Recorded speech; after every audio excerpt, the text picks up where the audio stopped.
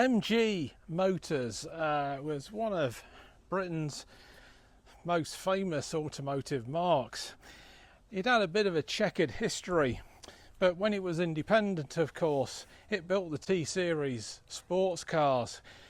Those became really famous in America by virtue of all the servicemen that bought them overseas and then brought them back to America for humble mechanics to then constantly work on. The car was so successful that BMC then decided to build the MGA. Like the T-Series cars, it was on a separate chassis and was very successful. It carried on with the old B-Series engine. I think it was a 1500 that was in that. That B-Series started out in the 40s actually, and the Austin A40. And it was an engine that they kept improving until the MGB appeared in 1962, when it was upgraded to a 1.8, and it kept that same engine through its entire 18-year production life. The MGB was significant when it debuted for being completely modern compared to the cars that came before it. For starters, it abandoned the separate chassis and it had a unibody construction with subframes. Likewise, it was the first car, I think it was the first car that BMC developed that had pre-designed crumple zones front and rear in case you were in an accident. It was a hugely successful car as a roadster.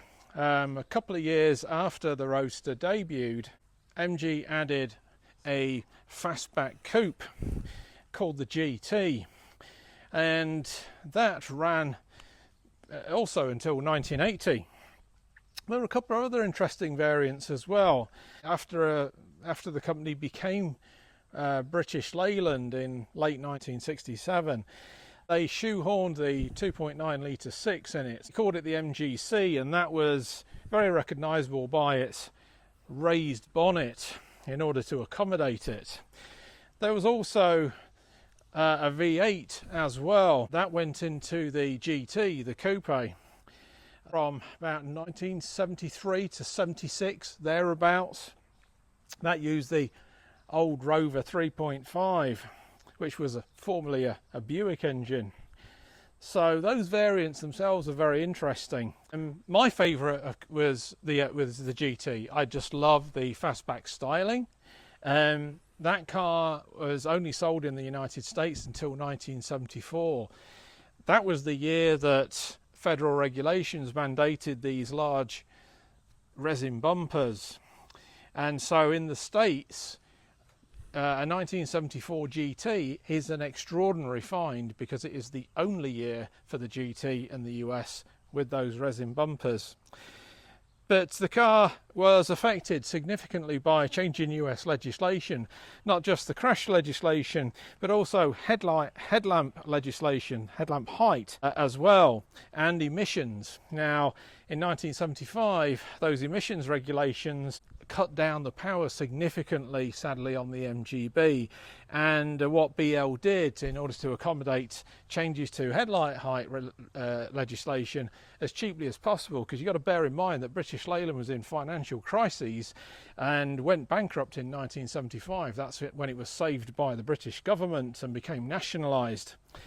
Whereas they didn't redesign the car. They couldn't afford to redesign the front of the car. They simply raised the ride height to accommodate that legislation. That was British Leyland in a nutshell, actually. So that was a move that was widely criticised because it seriously affected the notoriously good handling that the MGB had. I'm Darren Walker, and this is Auto Atlantica. So I'm with Mike. This MGB 1976 MGB is another car that's in his collection. I'm out here in rural Ohio. It's a lovely part of the world, and this MGB he's actually had this car since new. So it's a car that he's very fond of. It's also a family heirloom, and this evening, in fact, is going to be going off to a new home within his family, which is just a wonderful thing to see. So, but what I'm going to do, since I've got the opportunity to get behind the wheel, is we're going to take it up and down the road for a spin. Now, this is very poignant for me because when I was 15 and a lad and working at Shepshed Car Centre, washing their cars, I actually cut my teeth learning to drive in one of these. Although that was a GT, that's probably why I'm partial to them. But so I've driven, I think, one since. So this is going to be offer some very fond memories. So again, thanks to Mike for letting us do this. I hope you'll come along for the ride, and we'll have some fun. In all, 512,343 MGBs were built during its 18-year production run, and of those, 375,000 of them came to North America, so it was significantly its largest market. A third of those went to California. Whoops. And the clutch is all the way at the top on this one. Okay. So where's reverse on this thing? You got to slap it and go back. No, slap it the other way. Oh. That way? Neutral. Oh, this way? Okay. And then down. back.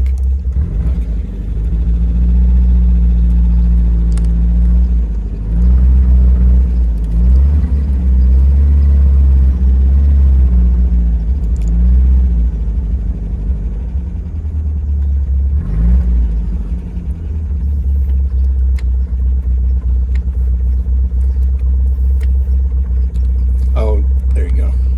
There we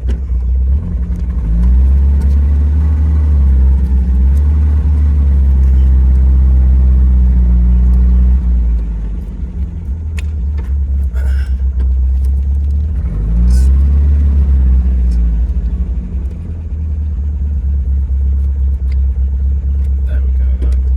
That's right. I'd forgotten on this. It's 4-speed, isn't it? Uh-huh.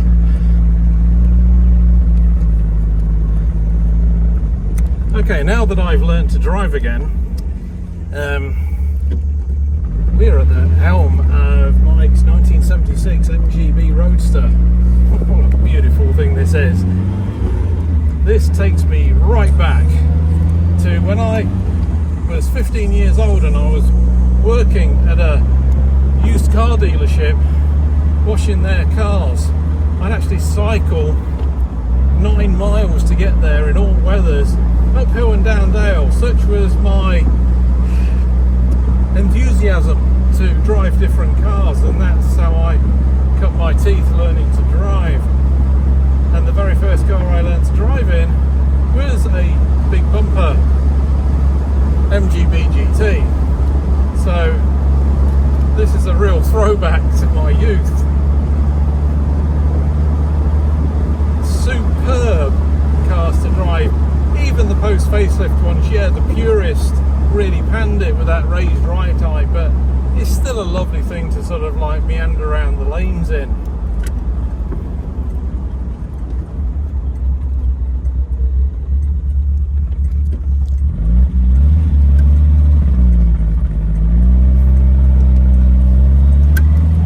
Now, the cool thing about the North American Roadsters in particular is that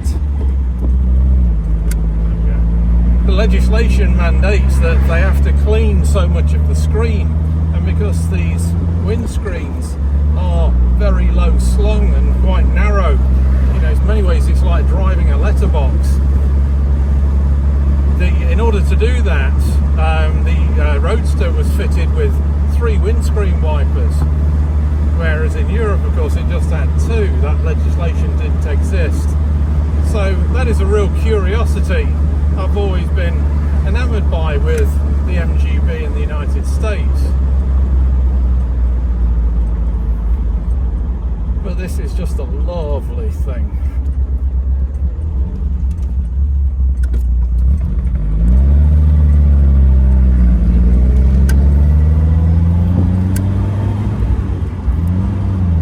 There really is nothing quite like the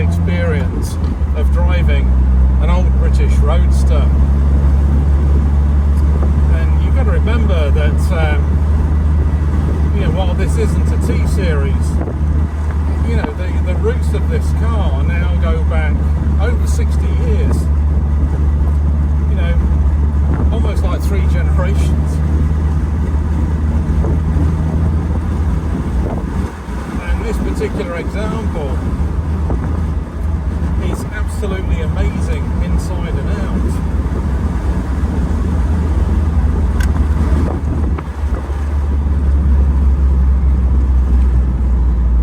4-speed gearbox.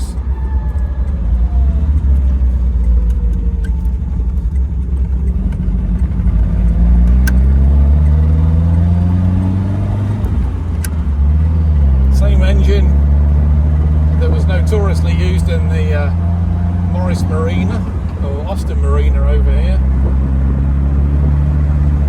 And Austin Marina advertising often featured MGBs next to it in the United States because it had the same engine, so they wanted to promote that sportiness.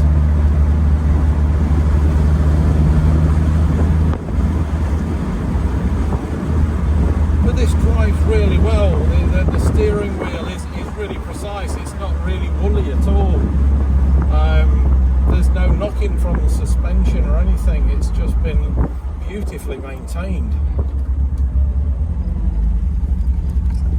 You know, and here and there you can see where cosmetically it's had a bit of work done to it, but to all intents and purposes this car is exactly how it was in 1976, and what a glorious thing it is.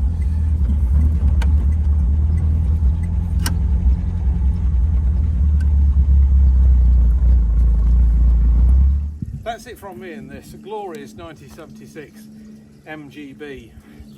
Many might say British Leyland's finest, and in true British Leyland tradition, we parked up and saw some steam coming from the bonnet, which would suggest coolant, and we've left a bit of a trail of it as well. So this is what you're dealing with these old British cars on the road, and that's just the reality of it. So when you own something like this, some of this engineering was pretty delicate on British cars back in the day, and so you just have to expect it, unfortunately. I absolutely love this car. It is absolutely delightful to drive. It brought back a lot of memories, and you know, I hope that this continues to give my son, who's going to have the car, many years of memories to come. I'm Darren Walker, and this is Auto Atlantica.